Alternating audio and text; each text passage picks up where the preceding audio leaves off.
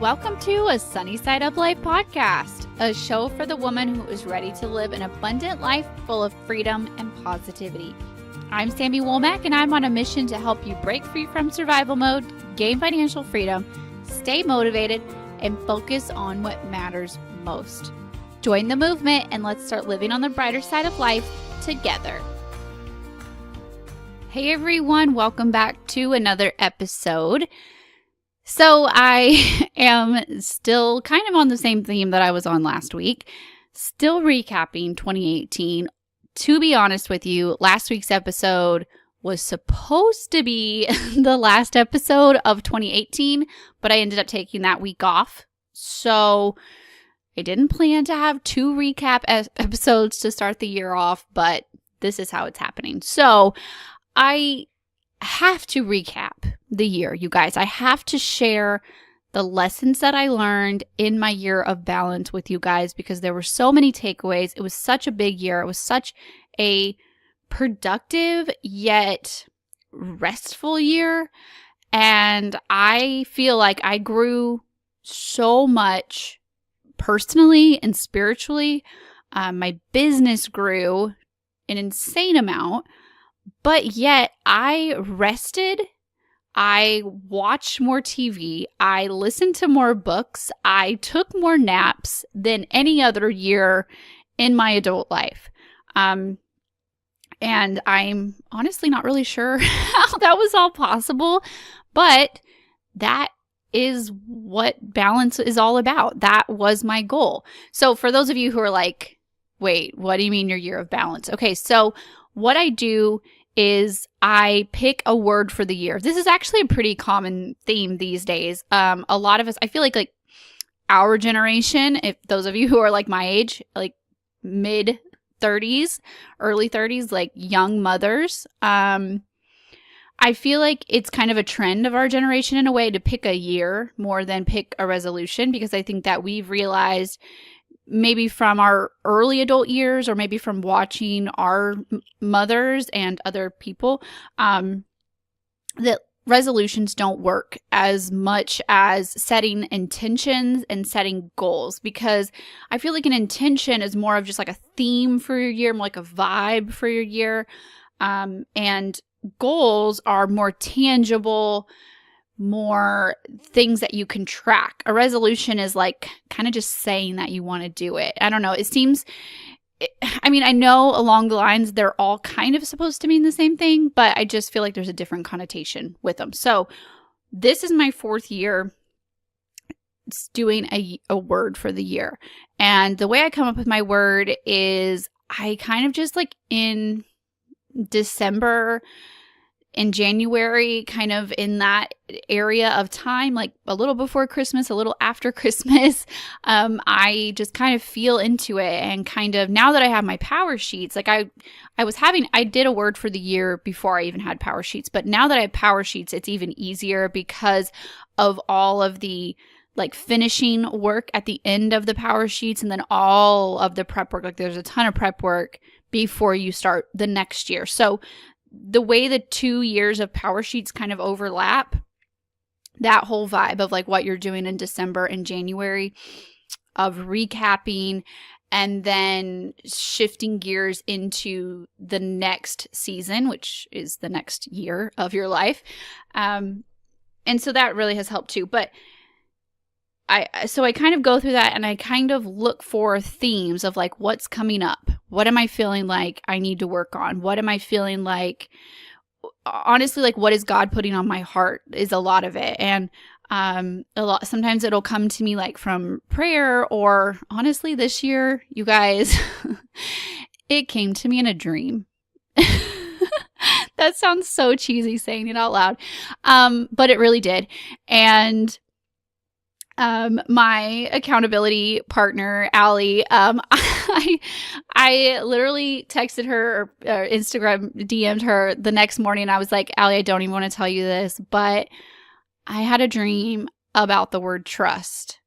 And I'm walking like in this dream and people are like saying it at me, but the word is like literally the text of the word is floating at me like in a cartoon or something. And it's just like trust, trust, trust from every direction. And I woke up and I'm messaging Allie and I'm like, what am I going to do? I don't want this to be my word. That's a terrifying word. Trust what? Like, God, what are you telling me? What am I trusting? I don't like this. And she's like, what are you going to do? And I said, well, I'm going to try my best to not make that my word. And my word for 2019 is trust. I tried to resist, but for some reason, God was putting that on my heart, and that's my word for 2019. But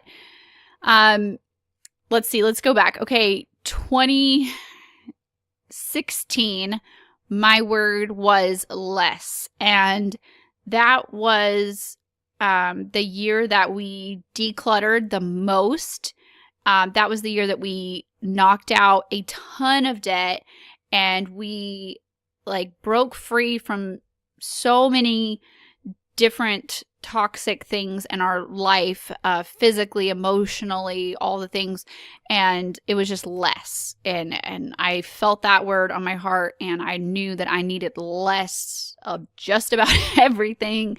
And then 2017, my word was achieve. And that was my first full calendar year in my business. And I felt like I needed to achieve so many things, and we achieved so even more debt freedom. I achieved so many work milestones. It was just achieve, achieve, achieve. It was all about achieving. And by the end of 2017, I was understandably exhausted. Like, I was worn out. But yet feeling very achieved. But I was feeling the missing areas in my life, and I had been so numbers based, because of course, when you're building a business and simultaneously paying off debt / saving a ton of money, everything seems numbers oriented. Everything is just like achieve, achieve, achieve. And other things fall to the sides. And I was really feeling that lack of balance. And so my word for the year, it was so clear to me. It's not this clear every single year, but balance was just like, duh, it's going to be balance. It was so clear to me. And so I'm going to be flipping through my power sheets and reading you some things out of my 2018 and my 2019 power sheets. So if you hear me flipping pages or awkwardly pausing while I'm trying to find something, or hitting my microphone, because I do that a lot for some reason, you'll know why. So balance, to me, what they prompt you to do in the power sheets when you're picking your word is to do a dictionary search. And so I already knew that my word was going to be balance, but when I did a dictionary search, it reiterated it so much for me.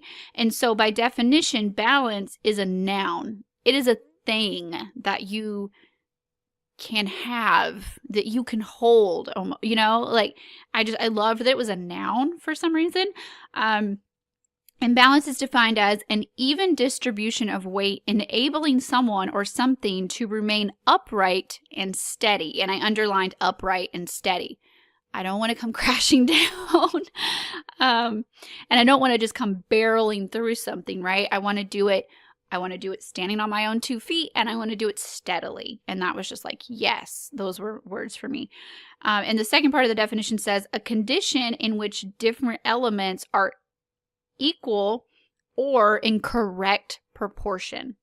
And I underline correct proportion because that was what I was trying to achieve. That was my main goal with balance. Was balance doesn't mean that it's always perfect. It means that it's correct proportion. And for me, correct proportion between work, family, and personal. My personal goals were basically non-existent. The only personal goals I had were ultimately for my family or ultimately for my work. And there was really nothing, like I've shared with you guys several times about my goal in 2018 to have great time and have just chill time. And that was a huge part of balance for me because that was basically non-existent for the previous, goodness, I don't even know, like the majority of my motherhood, probably all of my motherhood. I hadn't had intentional gray time at all. So obviously there were times when I would take a day off. There was times when I would cuddle up with the kids and take a nap, but it was not a conscious effort at all. It was more of a need basis. It wasn't a want or anything like that. So that's what balance meant to me. And let's see, I want to find you a few more things here in my goals from 2018.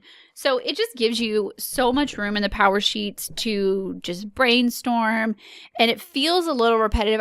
I've had several people tell me that the prep work, it is long, and I think it's even longer in 2019. I feel like it's gotten longer every year. This is my third year to have power sheets, and I feel like it's gotten longer. Maybe that's just me, but I've had several people say, well, the prep work feels really repetitive, and it is a little repetitive, but I feel like it's repetitive for a good reason because you brainstorm, then you uncover your challenges and your fears and what went right and what went wrong and all the things, and then you kind of re-brainstorm your goals, and it helps you you're just digging layers and layers and layers and layers, and then you get down to like that diamond in the rough of your goals, and you're like, yes, this is what I was looking for. So there's just so many pages of me scribbling and all of that. So my main goals, my top 10 goals. Oh, I'm just realizing that in 2019, they have room for 8 top goals. And in 2018, they have 10. Interesting. Okay. That shows you how far I've gotten in my 2019 goals. I'm not done yet, guys. So if you're not done yet with your 2019 goals, you're in good company because I'm not done either. And as Laura Casey says, this is not something I want to microwave. I want to slow cook it. And if it needs slow cooked all the way through January, then I guess that's what's going to happen. Hopefully it won't take that long, but obviously it's taking till the middle of January. After I did all of my prep work, I found my word for the year, which was balance. I went through and I looked for common themes. I looked for kind of more overall goals, and those big overall goals. And if you have seen my power sheets, you know that I color coordinate my goals. So purple is for marriage goals. There's really usually not a lot of marriage goals because the majority of my marriage goals usually coincide with family goals. And so that's why if you don't really ever see marriage goals, they're kind of in there, infused with the family goals most of the time. But purple for family goals, pink for personal, blue for family, and green for work goals. And you can do whatever colors you want. You don't even have to color coordinate. But with my word being balance, it seemed really appropriate to do color coordinating. That way I could see on my power sheets a blue goal was a family goal. A green goal was a work goal. I'm actually doing that again in 2019. I don't know, my brain is stuck like that now, I guess. But it helped me to see the different colors because I could visually see that I was balancing things, that I was doing a little bit of everything, and that it wasn't all one-sided one way or the other. And that really helped me. I'm a visual learner. I'm a very visual person. I'm a very color coordinated person. So that helped for me. So if that is you, then that might help for you as well. So my marriage goals, my main overview goal was to cultivate our 10th year. We celebrated our 10th year of marriage. And then I had a lot of small goals under that. And those were things that I knew that I would chip away at over the year. So overall, I wanted to cultivate our 10th year of marriage by having like movie nights at home, date nights out, remembering to make time to intentionally wake up before the kids, to have some quiet time, and having bedtime phone chats is what I wrote down, because when my husband's at work, he works nights. So we talk a lot before I go to bed at night and then before he goes to bed in the morning. So those are our quality times. And there's, there would be some times where I would have to get a work project done, or I would just be so exhausted. By the time he woke up, I'm like, okay, I love you. I'm just going to sleep. And we wouldn't have that quality talk. So those were things that I worked on underneath kind of the heading of Cultivate our 10th year, and then grow into our next 10 years was my next goal, which was just kind of us working together on our goals and our future and all of that kind of stuff. So then for my personal goals, I had an overview goal of prioritize personal growth. And then under that, I had the smaller goals of work on my Bible time. You guys know that I did the chronological Bible last year in its entirety, and that was a huge personal goal, as you can imagine. Have more journaling time. This is something I actually didn't highlight this because I really didn't feel like I made a lot of progress on it. To be honest, I didn't journal the way I wanted to, so that's something I still need to work on. Read and listen to books. I listened to or read 16 books, so I feel like that was pretty good. I crossed that off. Have quiet time, have gray area time, work on my food and exercise, something that I ended up not really focusing on, and working on my rest and my hobbies.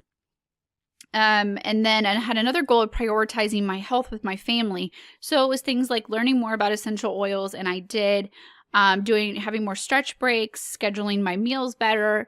I did that. I did that in the way of setting alarms throughout the day. We don't really have a breakfast alarm. We just kind of eat breakfast when we wake up because #homeschool life. But we have a lunchtime alarm set on my phone that goes off every day at lunchtime to remind us, all right, it's time to stop doing what we're doing. It's time to eat. So the little two can have nap time and all the things. And then a dinner time alarm as well, which is really helpful because how many nights do the night is just going and we're just like, oh my gosh, it's bedtime and we haven't eaten. So that really helped me. I feel like honestly, a lot of my health goals did not happen because I was really focusing on my mental health, which was something that I really didn't anticipate happening, obviously. But in about February or so, as you guys know, if you've listened to the episode, I can link it in the show notes, the episode where I talk about my anxiety and my depression a lot, it really overcame a lot of things that I didn't anticipate. And so I feel like looking back that I am extremely proud of the year that I had in spite of all of this and because of all of this, because of all of my mental health and things. And I had to step that up. And I think it really showed I feel like it was remnants of 2017 and not prioritizing myself. Like I said, I knew in my heart that my balance was way off. And that started to show in about February of 2018. And it got to the point where I went to the doctor, and it got to the point where it was hurting my physical health in the way of I had a pinched nerve in my neck, and it was all the way down my left arm to the point that I could hardly even use my left arm. I could hardly lift my kids. So my anxiety had gotten to the point that I had taken over my physical body. And like I said, I have another episode where I talk all about this, so I'm not going to go into it much more than that. But it just goes to show you that if you're feeling a word on your heart, like I was feeling balance, instinctively. And I feel like if you ask God or the universe or whatever you believe in, whatever you call it, for guidance, it's there, and I knew in my heart that my balance was way off. And it was to the point that it literally knocked me down, literally took my left arm for a few weeks to the point that I had to go to physical therapy. And that was a huge part of my balance, was getting that back under control. Okay, so some family goals that we had were prioritize our family's health. And this was in the way of more regular doctor visits.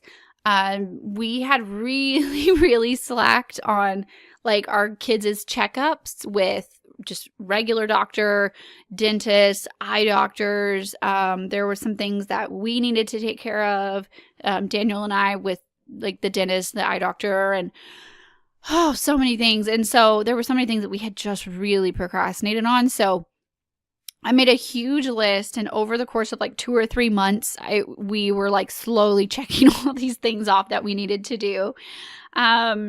So that was really big for us. Hitting our financial goals, our biggest financial goals for the year were buying our truck, cash flowing our truck, and cash flowing our camper, which we did both of those, and starting the girls' savings account. So our girls have piggy banks like most kids do. They don't get allowances, but they get, money for birthdays and Christmas, and sometimes their grandparents will even send them like $5 for like Valentine's or Halloween or something like that random.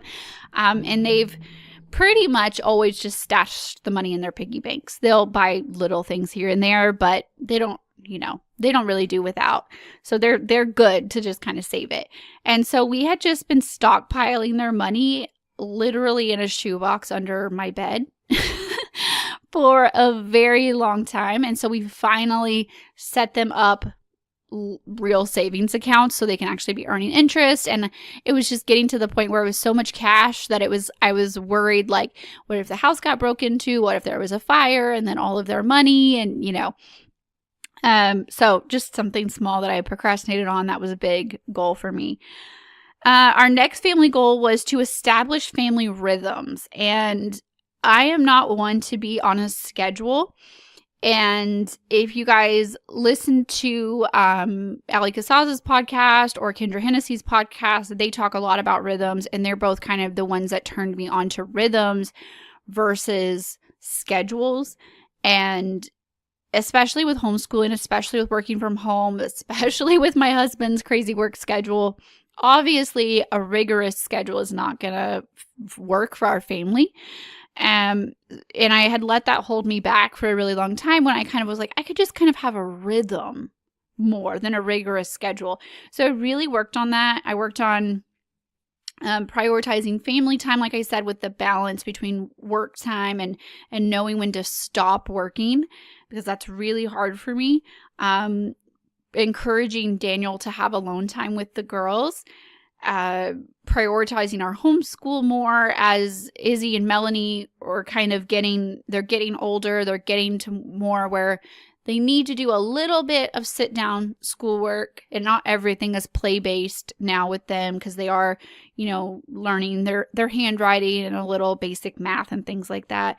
And obviously June is, really getting serious about school now. And kind of getting better with our bedtimes and our wake up times, and not letting it be extremely laxed. And the biggest thing, which I got a lot of interest in this topic, so if you haven't heard me talk about this, perk up your ears for a second. I started doing what I call the fresh start weekends. And this mindset is just kind of where you are getting a fresh start on the week rather than catching up from the previous week. So a lot of us will do the bulk of our chores on Saturday or Sunday, right? And I do the same thing. But a lot of us will do it in the sense of we're catching up from the week that just passed. But I flipped it. It's literally no different, but I mentally flipped it to the fact that I'm not catching up from the week that just happened. I'm getting a fresh start on the week ahead. So I'm getting all the laundry done so I can be ready for the week ahead, instead of feeling like I'm cleaning up from the week that just happened. I hope that makes sense. So I kind of had this little checklist, and it got to the point where I wasn't really even writing the checklist anymore, because after a few months, it started just to become normal.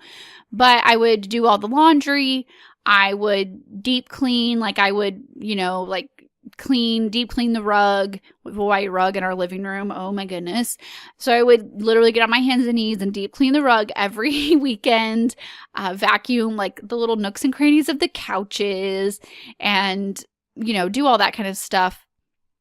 I would update our budget, really detailed. I would plan for the week ahead, just kind of fill in my calendar, make sure I knew what needed to be done, and any kind of random, like straggling to-dos. And it was awesome, and it really, really helped. So that was a really big family goal that I feel like I more than achieved. So some of my business goals, which I won't get too into because I know that doesn't really apply to everyone, but just kind of grow into my coaching with kind of trying to welcome more and more students into my budgeting course, grow with my speaking in ways of creating more videos. Obviously, launching the podcast was huge, and just kind of trying to stick with kind of my theme, my idea, stay myself, not try to be influenced by everyone else that's out there, which is really, really hard with the social media world. So you can see by all of these main goals how these all kind of tied into the word balance, and the way that I kind of had an overview goal, like establish a family rhythm, for example, and then I had smaller kind of bullet points underneath of those of things that I could slowly chip away at. And the thing that I love about the power sheets, but you can, obviously you can do this on your own. You don't have to have the power sheets, but every season, so every 3 months, you'll go in and you do a seasonal refresh. And so like in spring, you'll go in, it gives you a place to prompt you to reevaluate all of these top 10 goals, all of these main overview goals. And you kind of go back in and you're like, yeah, I didn't work on that at all. So I should probably think about that. Or you can be like, yeah, I've made a lot of progress on this. Time to kind of switch gears and focus on a different aspect. And I love that because I feel like the most you can get off track is 3 months. That's the most you can get off track. And with the power sheets, like with the pre-dated, when you get the whole year, the months are already dated, you really aren't going to get off track at all, because if you skip, like February, for example, you try to fall off the wagon by February or March, you're just going to have a blank month sitting there staring at you. And I think that just having that kind of, I guess, guilt, for lack of a better word, I kind of hate the word guilt, but just knowing that is there is going to be like, yeah, I should probably set some goals for this month. That really, really has helped me. So I want to, let's see, flipping through the power sheets. Okay, I want to flip to the end of my 2018 power sheets. Last year, I did a whole recap of 2017, and I made a whole blog post, and I added pictures, and it was super cute, and it took me forever to make. Sorry, drink a coffee, guys. Okay, so I am just going to breeze through this here on the podcast with you guys rather than sharing a million pictures. You can go back on my Instagram if you were just dying to see pictures, which I'm sure you're not. But so my biggest highlights, another thing I love about the power sheets is that at the end of the year, you have a space where it prompts you to write the highlights from every single month. And so I did that. I went back and I looked at everything, and it was really amazing. And it is just like, it's about cultivating the gratitude and really just being super proud of yourself for all the progress that you've made. So, okay, sorry. Alarm is going off. My highlight from January was that we became debt free. And so if you're listening to this, the day that this is coming out, it's actually 2 days past our debt free anniversary. So we became debt free in January of 2018. Obviously, that was the highlight of that month, if not the entire year. And then in February, we cash flowed our truck. March, my highlight was asking for help with my anxiety and going to the doctor for that and all of the things. Obviously, that was huge. My highlight from April, really simple. April was probably the hardest month for me with dealing with my anxiety and adapting to the medication and all of the things. My highlight from April was my outside time, plain and simple. I spent a lot of time sitting outside and just trying to realign everything in my body and my mind and everything. And so that was really big for me. My highlight from May was a super busy month. So we had my sister's wedding was in June, and one of my best friend's wedding was also in June. So obviously those were my highlights from June. But my highlight from May was going on my sister's bachelorette trip. It was amazing. My girls had their dance recital. That was when the weather turned nice and we started having a lot of boat time, which is my favorite thing. And just all of the wedding prep for both my sister and my friend. And it was awesome. My highlights from July were going to physical therapy. That was huge for me. Obviously, it took me from March of first going to the doctor to all the way to July being like, okay, this shoulder thing is really out of control. And I finally went and got physical therapy in July. That was huge for me, asking for help, spending the money, taking the time, all of the things. So if that's something that you're going through, I encourage you to just jump and do it and ask for the help and find the money if you have to do it, because I put it off 4 months longer than I really should have. But that was huge for me. Obviously, more boat time and launching the podcast. That was amazing in July. August, my highlights were turning 30. That was awesome. And one of those like milestones that I'm really proud of. And we went on a river trip for my birthday. More boat time, of course. And by August, I was really starting to feel better mentally. So it took a solid 5 months or so from first going to the doctor to really seeing the results from all of the things like the medication and the physical therapy and taking the downtime and all of the other things that I had to do. And I really started feeling better in August, and I was so, so grateful for that. September, I launched the Declutter Your Budget Challenge. If you haven't checked that out, I'm going to link to that in the show notes because that challenge was so epic. It was a huge project for me. Obviously, it was the highlight of my September. October, I started going to counseling, and that was amazing. Another thing, like if you have been thinking about doing it, if you feel like you need it, you guys find the money, find the time. Like if that needs to be your why for getting your budget under control, do it. That was something that I couldn't have afforded to do a couple of years ago. And I literally say a prayer of thanks every single time I get to go to counseling because I have the money to do it. And I value my time and value myself enough to go. And that is huge for me. And by the way, my insurance does not cover it. So anyone who's like, well, you probably have really good insurance. No, my insurance doesn't cover that. And I still go. So side note, October, we celebrated our 10th anniversary. Obviously that was huge. So exciting. And we bought our camper, just the cherry on top of our year. November, we had a lot of progress, is what I wrote down, progress with a lot of progress with school. I started to see a lot of results with all 3 of the girls' homeschooling and with Melanie's potty training, which any of my mamas know, that is enough to be the highlight of your entire year when you're potty training your last baby. Praise the Lord. And December, my highlight was going on our first camping trip and having an amazing Christmas. Probably the best Christmas I think that our family has ever had, because I just decided that I was going to really take it easy. I didn't push myself on the decorations. I didn't overdo it with the shopping. I actually spent more money than I've ever spent on Christmas and still felt like I didn't overdo it. It was more of the mindset overdoing it.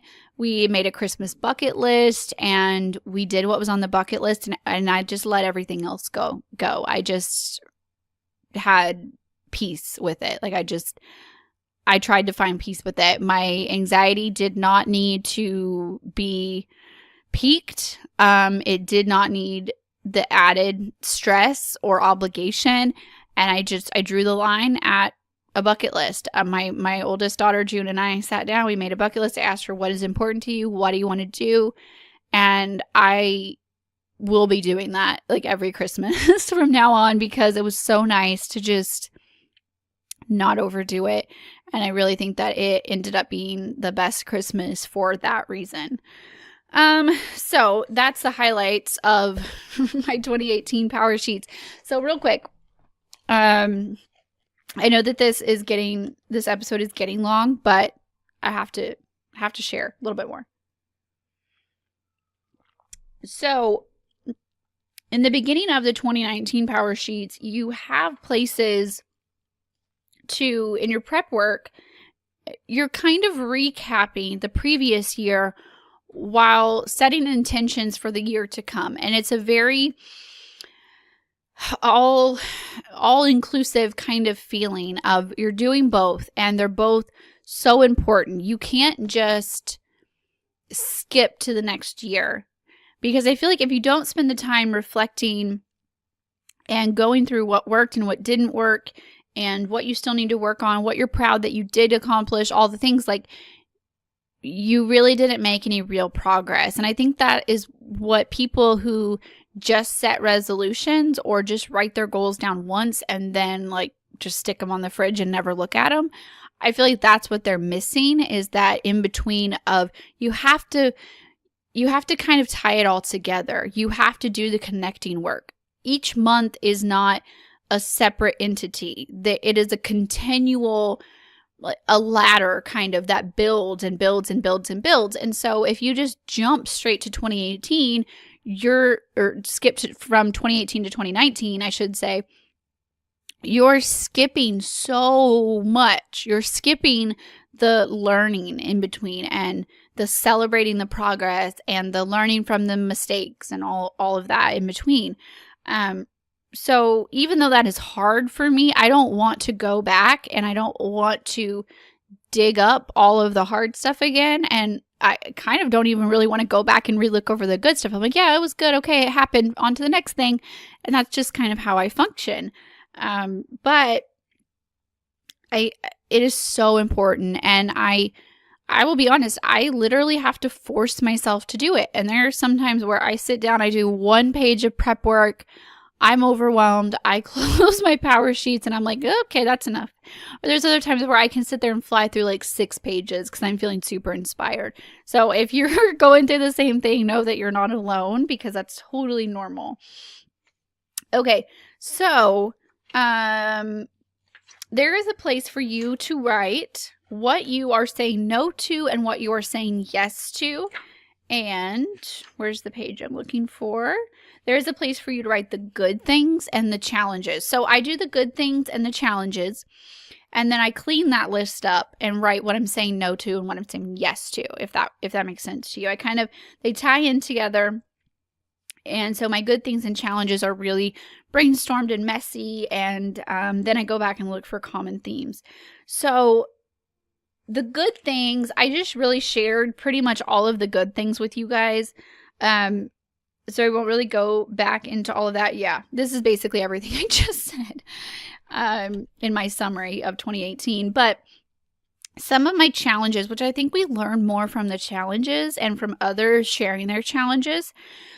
So what didn't work for me in 2018 was trying to do it alone in reference to my business, my taking care of the kids, and in reference to my mental health. So that didn't work for me, trying to do it alone. I needed to ask for help, and that's something I'm not good at, and I'm trying to improve. I am making progress on it, but it's slow progress, honestly. So trying to do it alone did not work. Over planning, all I did was trigger my anxiety. All I did was trigger overwhelm. I overplanned, I overbooked, I put too much on my plate, and I shouldn't have. And I knew that, and I did it anyway. So trying to make progress on not doing that again. Resisting the help with my anxiety with medication and physical therapy and counseling, and I put up a huge resistance to all of that. And I wish that I wouldn't have fought it for so long. Having too much phone time.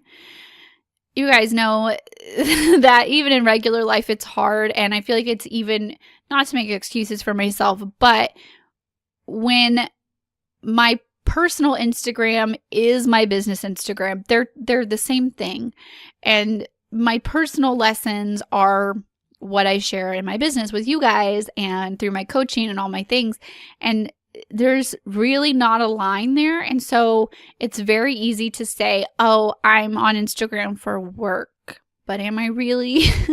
So way too much time on my phone, which you can probably relate to. That's a pretty common one. Comparing myself to others, again, with the social media, we spend too much time on social media. We spend too much time looking at what everyone else is doing, comparing ourselves to people that we feel like are more successful. I do the same thing, and it gets really overwhelming, and it's not healthy.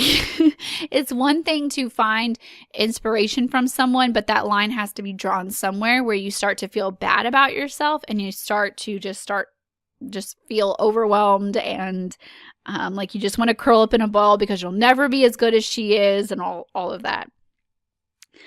Let's see. What does this say? I can't read my own handwriting. More work trying to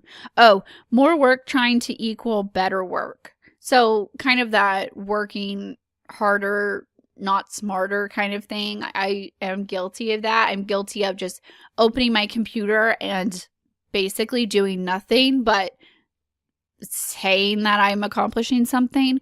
And so I've really worked to overcome I'm working a lot. I'm working more and more and more and harder, and it's really not better. Holding myself back, doubting myself, not feeling good enough, just feeling like I shouldn't be more successful with something. I shouldn't save this much money because there's someone over here who can't save as much for whatever reason. And so feeling like I should hold myself back for whatever reason. That's something that I've always struggled with. Excuse me. Overthinking. That goes along with over planning, I think. Overthinking and just like worrying myself over things, over planning again, like doubting myself. That goes back to holding myself back again. You guys, it might not seem like it, but just because someone runs a business, or just because someone has a podcast or makes videos or is always present on social media, does not mean that they don't doubt themselves, does not mean that they don't go back and critique their own work and tear themselves apart and look at every photo and reread every post and all of the things and doubt yourself and feel like, compare yourself to everyone else. That we are all human. We all do that. And that is something that has been a challenge for me. Trying to be too perfect. That's the next thing I wrote down right there along the same lines. And working without inspiration, which kind of goes back to the working, trying to work more instead of better, and working without inspiration because I feel obligated to, because I've set some ridiculous timeline for myself that probably doesn't matter to anyone but myself.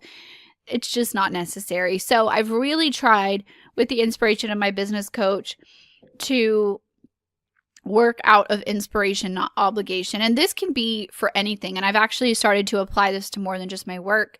I've applied it to my homeschooling, my just regular chores around the house. Like I feel obligated to do the dishes because they're all dirty, but obviously I'm not inspired to do the dishes. And so that took me a while to kind of flip that in my head, and something I'm still working on. But I feel inspired to have clean dishes. I feel inspired to have a clean house. I want a clean house. Do I want to do the cleaning? No. But do I want the end result? Yes. So I am working on applying that to everything, because working out of obligation just makes you feel like, I don't want to do dishes. I don't want to write this email or do this work project or fold all this laundry or vacuum this floor. But trying to flip that into something inspirational and kind of be ahead of the game on it really, really helps. So that's pretty much my summary of what I learned in my year of balance, my lessons learned, my challenges that I overcame, my successes that I celebrated. And 2019 is going to be my year of trust. I'm sure that I will share more and more about that as we go throughout the year. And of course, I'll be sharing, I have been sharing on Instagram and in the Facebook group, my goals for 2019, honestly, as I come up with them, because they are not all curated and perfect and Instagram worthy, probably much like your goals are. But I'm trying to share them as I go because hopefully it will inspire you guys to have some of the same goals, or at least be a jumping off point for some of your own goals, or things that you would like to accomplish. Maybe not this year, but maybe at some point in the future, depending on where you are in your journey.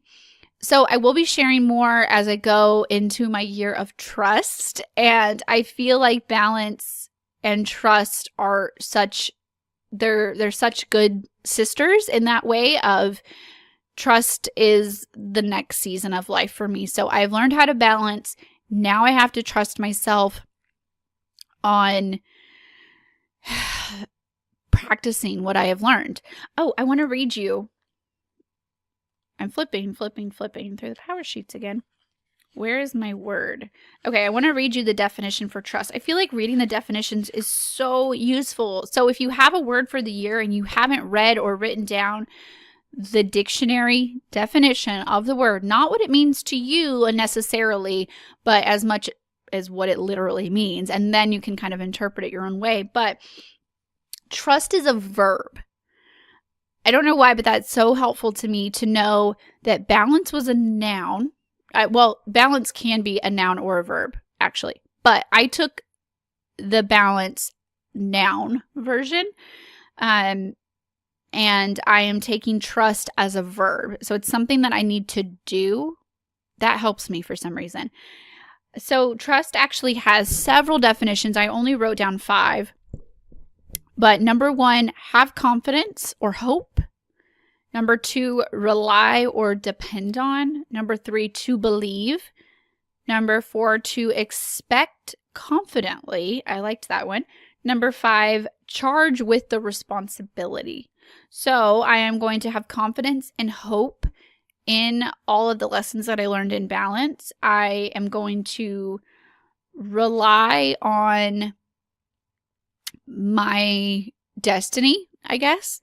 I'm going to depend on myself and others, and I'm going to believe that it's possible. I am going to expect all of my goals and dreams to come true confidently, and I'm going to charge myself with the responsibility of making it happen. So that's my year coming up. Whew. Now you can tell why I wanted to resist having trust as my word. That's a lot to take on, especially from a girl who admittedly has anxiety. So that's what God has put on my heart. That is going to be my 2019. So buckle up, podcast listeners, because we are going into a year of trust together. So I would love to hear what your word for the year is, what it means to you, the dictionary definition, or what it means to you, or both. So jump over into the Facebook group and onto Instagram and let me know what your word for the year is. I would love to share. I'm actually going to start a thread in the Facebook community where we can all share our words for the year to hopefully inspire and encourage others. Maybe not for this year, but maybe next year. You never know when a word will stick with you. So I hope that this has been helpful to you guys. I hope that it wasn't just like an hour of me rambling and talking about myself. I hope that you found the lessons in my lessons, and I hope that it encouraged you and inspired you in your year to come. So I will talk to you guys next week. Don't forget to subscribe if you haven't so you don't miss any episodes. Leave me a review if you have not. And always be sharing. You guys are doing an amazing job helping this podcast grow. I am eternally grateful. And I will talk to you guys next week. Bye, guys.